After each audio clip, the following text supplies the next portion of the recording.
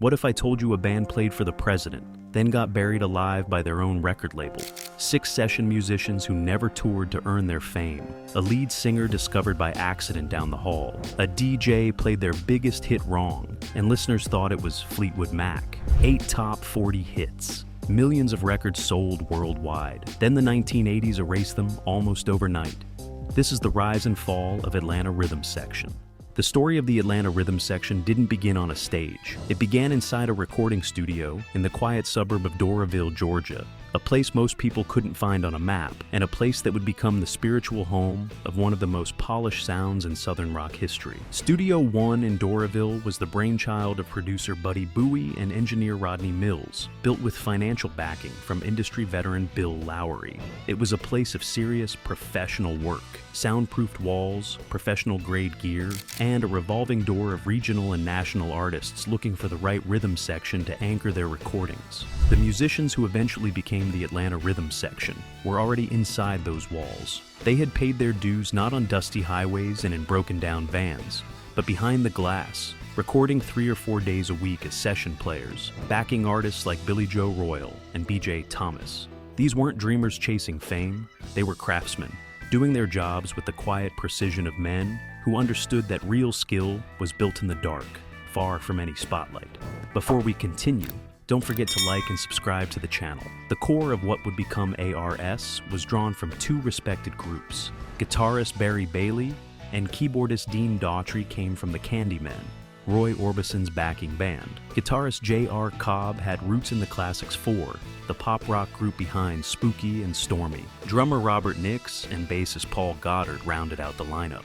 These were men who had already seen the inside of the music business and understood what it demanded of you if you were serious about staying. Buddy Bowie was the architect of the vision. He didn't want another Southern rock band chasing the Allman Brothers' improvisational thunder, or Leonard Skinner's raw, defiant energy. He wanted something more refined, a guitar-based group built around the best players he knew. Men who could take a well-crafted song and make it sound inevitable. As Bowie later put it, he simply wanted the best players doing his songs. The band officially formed in 1970 and released their self-titled debut in January 1972.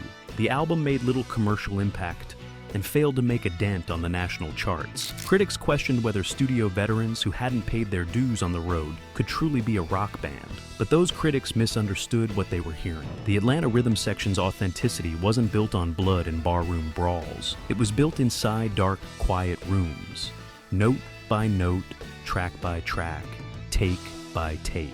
The Doraville sound was being assembled with extraordinary care and patience. The world just hadn't noticed yet. The early years were defined by steady work and significant change. The band moved to a different label, released a series of albums that slowly built a regional following, and navigated the kind of lineup shifts that test whether a group has real identity or simply borrowed momentum. The most important change came in 1972, when original lead singer Rodney Justo departed and was replaced by a man working just down the hall. Ronnie Hammond was an assistant engineer at Studio 1. A quiet, observant presence who had spent years listening to other people make music. When his vocal talents were finally noticed, everything shifted. Guitarist Barry Bailey later recalled that Hammond's voice gave the band the feeling they had been searching for. It was warm, melodic, soulful, a voice that could caress a ballad and push through a blues-driven rocker withaut ever sounding forced or manufactured. With Hammond leading the way, the 1974 album Third Annual Pipe Dream yielded a regional hit that resonated deeply with Southern listeners. Doraville was an unabashed love letter to the small Georgia town that had shaped them, a song that captured the pride and the simplicity of life in the American South. For anyone who had grown up in a small town where the rhythms of daily life felt both ordinary and sacred, it felt like genuine recognition. Your world matters. Your place matters. The song didn't storm the national charts, but it planted a flag. It told the industry that this band had a perspective, a place, and an identity that couldn't be replicated. The national breakthrough arrived with the 1976 album A Rock and Roll Alternative, the full flowering of what Bowie and Hammond had been building together. Sophisticated arrangements, irresistibly melodic hooks, and a production sheen that felt simultaneously warm and sleek. The album was certified gold in 1977, confirming that the national market had finally tuned in. The centerpiece was So Into You, a song that soared to number 7 on the Billboard, Hot 100 and number 2 on the Canadian charts. Silky, effortlessly cool, it felt like the temperature in the room had dropped a few welcome degrees. For the men who had spent years in that Doraville studio, this was the arrival they had earned through patience and craft rather than spectacle. The band that had once backed other people's dreams was now, finally, living their own. By 1978, the Atlanta rhythm section had transformed from regional cult favorites into genuine national stars. The album, Champagne Jam, named for the massive outdoor music festival the band hosted in Atlanta, represented the absolute zenith of their career. The numbers told the story clearly. Champagne Jam climbed into the top 10 of the Billboard 200 and produced a string of hits that became the defining soundtrack of late 70s FM radio. Imaginary Lover reached number 7 on the Hot 100. I'm Not Gonna Let It Bother Me Tonight and Do It or Die kept the band in constant heavy rotation. Champagne Jam and Neon Nights charted as well. Across Billboard, Cashbox, and Record World charts, ARS accumulated 8 top 40 hits, a run of consistency that placed them among the most reliable acts on American radio. Imaginary Lover. The cultural peak of this era arrived with an invitation no Southern rock band had ever received. President Jimmy Carter, himself a Georgian, a man who understood exactly what the Atlanta rhythm section represented to the South, introduced them at the White House. His words were brief but perfectly observed. I remember when they first started that all the critics and commentators said they didn't have a chance, and they said the same thing about me. It was the ultimate validation. A working-class band from a small Georgia suburb, built by session musicians who had spent years in anonymity, was now playing for the President of the United States. The legend of Imaginary Lover grew more colorful when a New York DJ accidentally played the 45 RPM single at 78 RPM. Listeners flooded the station, convinced they were hearing a brand new, high-energy Fleetwood Mac track. That story captured something essential about ARS at their peak. The music was so polished and so effortlessly sophisticated that it fit naturally alongside the biggest names in rock without apology. The band's total career sales would eventually surpass millions of records worldwide. Where the Allmans and Skynyrd carried raw emotion and defiant energy, the Atlanta rhythm section carried melody, precision, and the kind of warm professionalism that made their music feel like a perfect Southern evening. For the millions of fans who heard these songs pouring from car radios across America, this was the music of the good times, unhurried, smooth, and endlessly listenable. Nothing lasts forever in the music business, and the forces gathering at the turn of the 1980s were unlike anything the Atlanta rhythm section had ever navigated. Disco had already shaken rock's dominance in the late 70s, fragmenting audiences and forcing radio programmers to reconsider their playlists. But the arrival of New Wave and the launch of MTV in August 1981 fundamentally rewrote the rules of the industry. Suddenly, a band's image, their look, their movement, their visual identity mattered as much as, and often more than, the quality of their music. Into me, I am so into you. The Atlanta rhythm section was not a visual band. They were craftsmen. They wore no elaborate costumes, cultivated no theatrical personas, projected no MTV-ready image. They were serious, seasoned musicians from Georgia who had always trusted that the music would speak for itself. In the 70s, that had been more than enough. In the 80s, it was no longer enough at all. The band attempted to navigate the shifting terrain. The boys from Doraville in 1980 and Quinella in 1981 reflected an awareness that the landscape was changing fast. Quinella produced Alien, a haunting track that reached the top 30, and the title was almost too apt. By 1981, the Atlanta rhythm section were beginning to feel like outsiders in a world where synthesizers, neon, and hairspray had become the new currency of rock. The band wrote Child of the Video Age, a self-aware, slightly bitter acknowledgement that imagery now dictated popularity in ways that pure musicianship could not overcome. It was a remarkable moment of honesty from a group watching their era dissolve in real time. Producer Bill Lowry reflected on this period with quiet sadness. The band was still making great music, but the audience had simply moved on. Drawn Down New Roads marked disco and new wave. For listeners who had grown up with So Into You and Imaginary Lover, this moment marked the end of something they could feel, but not quite name. The music hadn't gotten worse. The world had just moved on without asking permission. If the turning point was painful, the fall was devastating in a quiet, bureaucratic way that somehow made it worse. After the modest success of Quinella, the band recorded a follow-up album, often referred to by insiders under the working title Sleep with One Eye Open. It featured tracks like Long Distance Love and Stone Cold Hit. The band and their camp believed strongly in the material, but their new label, Columbia, was unconvinced it was commercial enough. The label wanted more commercial tracks. The band refused to compromise the work they had made. The standoff hardened into stalemate, and the label exercised its ultimate power. They simply declined to release the album. Producer Bill Lowry later said the label effectively put the brakes on their career, shelving the album while the band remained tied to their contract. In their telling, record executives kept them waiting for months as their momentum faded. For a band built on the patient, serious work of making music well, this was a particular kind of cruelty.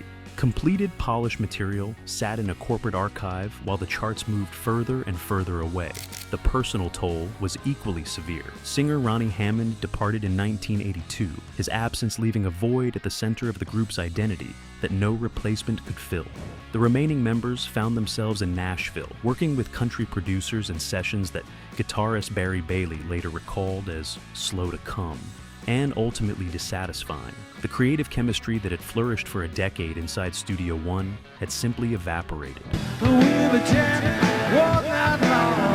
By the mid-1980s, the band that had generated 8 top 40 hits and played for a president had faded from the national conversation entirely. There was no dramatic implosion, no scandalous breakup, no spectacular final collapse. There was only the slow, bittersweet quiet of a great band being buried under the weight of corporate indifference and a changing world. For the generation of fans who remembered those summer nights with the radio turned up and the windows down, the silence felt like its own kind of loss. The years following the classic lineup's collapse were marked by the kind of resilience that doesn't make headlines, the stubborn, dignified persistence of men who loved the music too much to walk away entirely. A 1989 reunion of the core trio, Hammond, Bailey, and Daughtry, produced the album Truth in a Structured Form, but the record leaned heavily on late 80s production styles and failed to reconnect with the audience that had loved the warm, organic sound of the Champagne Jam era. The fans who had been there since the beginning heard the synthesizers and the processed drums and felt the distance between what the band had been and what the industry now required them to be. The 90s brought personal tragedy alongside the professional struggles. In 1998, Ronnie Hammond was shot by police during an incident in Macon, Georgia, a shocking episode that underscored the private difficulties he had navigated throughout the band's later years. The following year, drummer R.J. Veely collapsed and died on tour. Guitarist Steve Stone, who rode in the ambulance with Veely, later recalled the devastation. "I witnessed it. There was nothing that could be done. That stayed with me for years." These were men dealing with real losses, real pain, while still climbing on stage night after night to honor the songs they had written in their youth for audiences who had never forgotten. Across the South, the Atlanta rhythm section maintained a loyal regional following that no amount of industry indifference could erode. They played clubs, casinos, and summer festivals, smaller rooms than the arenas of their peak years, but filled with fans who genuinely wanted to be there, who still knew every word.